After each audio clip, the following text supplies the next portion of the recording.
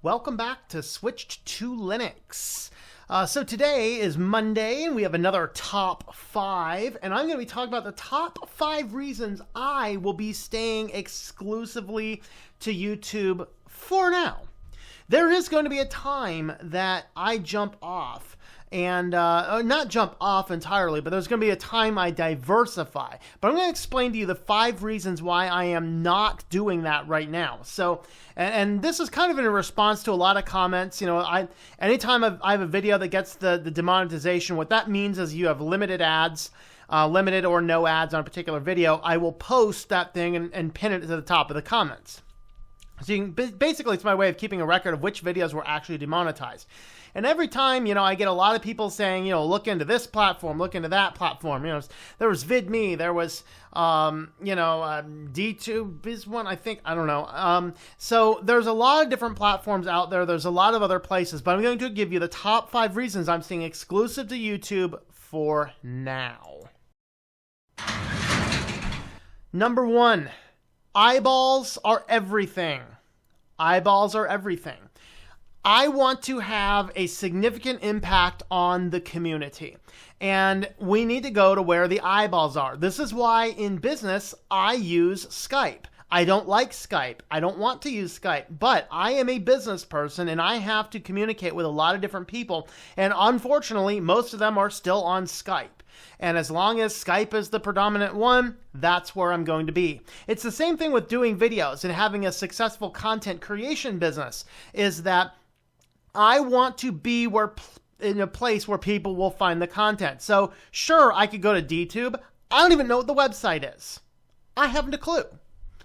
And even if it is there, it's not going to be a good place to start putting all of my videos because the people aren't there. People are on YouTube. There's probably only one other channel which has maybe as many views. I don't know, and its initials are P and H, and we're not going any more than that, okay? And I'm not putting the content over there either. But the reality is eyeballs are everything, and we have to put the videos in a place that the eyeballs happen to be at. And this leads us to number 2. We need to have focus, not view dilution.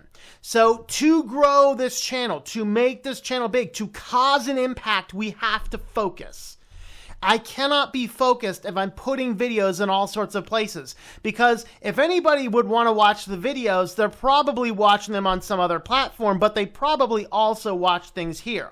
Well, if I upload a video and I upload it to 7 different platforms, and those other platforms cannibalize, 10 to 20% of my views from YouTube, it means that the channel on YouTube grows slower. I get less views, less people know about it, and there are less eyeballs to see it again. So the reason I'm not simultaneously putting up content a lot of other places is because it will dilute the impact I have directly on YouTube. And so what happens is a good business decision. And really some of it is, at what point in time does it make more sense to diversify? Right now, in a small, young channel, diversification will hurt the channel, not help it. And that is why I do that. So why complain about it every time I get a video demonetized? Simple. Because when enough people complain about it, something is going to be done about it. And so I gotta make sure it's known. And that's why I'll still talk about and I'll still rant about YouTube monetization. I'll still talk about the new changes. I'll still talk about all this kind of stuff. In reality, the new changes, I think they're great. I just wish that they would have handled the people that were already in the program better, and or give them more notice or whatever else, because I think that will demoralize things. But overall, the new standards, I agree with the new standards. I think they're just fine. But regardless, we want to focus, not dilute the impact, because I need one big channel to move up a whole lot better than a bunch of other little channels moving along. Take a war. If you're in a war or something, you win the battle by focusing, not by diversifying and scattering. That's a principle we can go even further beyond that. Number 3. limited ads is better than no ad revenue at all. So when we talk about demonetization in YouTube anymore, usually it means you're getting the yellow icon. So there's 3 icons. There's a green icon, which means that it is clear to go. Anybody's ad could appear on that. There is a yellow icon, and that means that you will get a lot fewer ads on the video, and you will only get ads from certain channels that don't care about what type of content their ads are on. And the third is there's no color to it. It just has a $sign with a slash to it. That means demonetized completely. Most people, when they're talking about demonetized, they mean they're getting the yellow icon, which does seriously impact your channel revenue.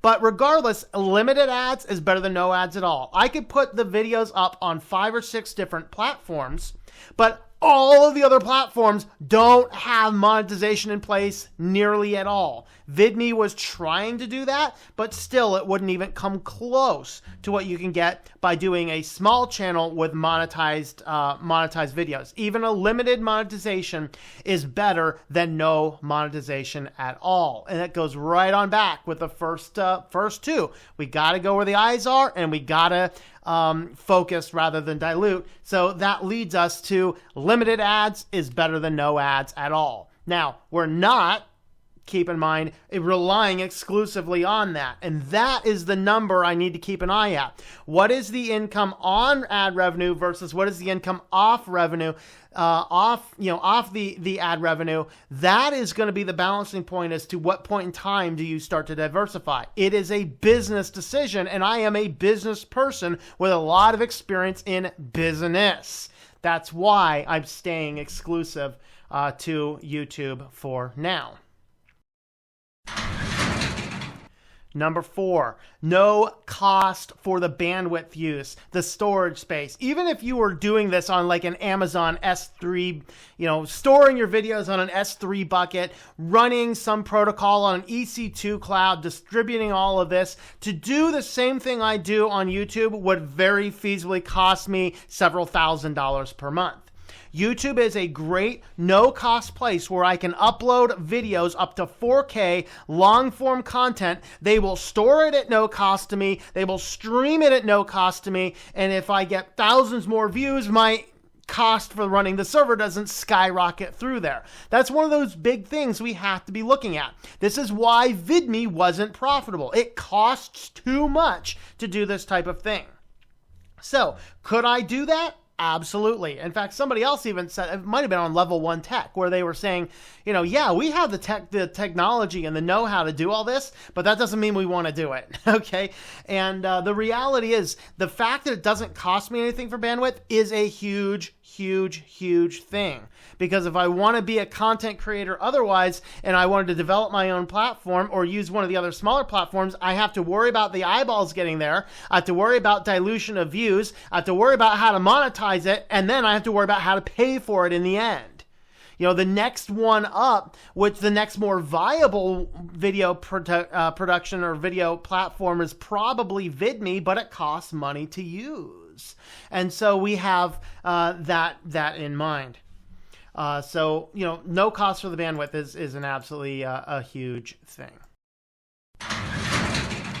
And number 5 is we have a very functional community platform. Some people like it, some people don't like it. There are definitely some things that need to be changed in it. I agree with all of that. But regardless, we have a very functional community platform. There are comments. I can filter comments. It filters out potential spam. It allows me a place to communicate. It's that social aspect of the things that I may not have at other places. If I had millions of people to drive to a website, it wouldn't matter where I have the thing. But with everything being YouTube, especially looking at my current analytics, 95+% of videos of mine that are watched directly on YouTube. And so that is one of those things to keep in mind, is that we have a very functional community platform, and that in and of itself is a lot.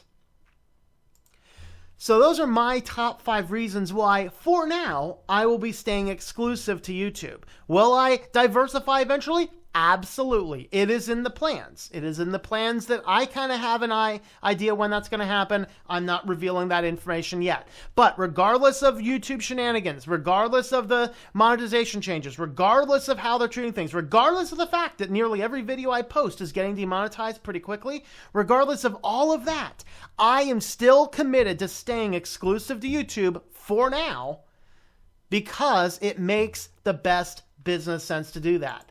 I want to do this. I'm not all about the money. You guys know that. I give tons of free good content that in reality is paid for just by watching it with the ad revenue. That's cool to me. I don't mind that at all. But it is for me a business thing. If I got zero income out of this, I probably wouldn't keep doing it because it takes a ton of my time. And every hour I spend doing this kind of stuff means I'm making $40 or $50 or $60 or $70 or $80 less an hour from what I could be doing on a bunch of web design work. That's the reality of the matter. So I'm cannibalizing some of that and sacrificing some money to make this work. It's got to become viable. And that is why I'm staying exclusive to YouTube for now. So if you'd like to help support the channel, of course, turn off ad blockers on YouTube. You could do that. You can also check out switchtolinux.com/support for all the current ways to help support us. Currently, I have Patreon, patreon.com/TomM, T-O-M-M. And there are Amazon links down below. And on that website there, switchtolinux.com/support, there is actually a PayPal link as well.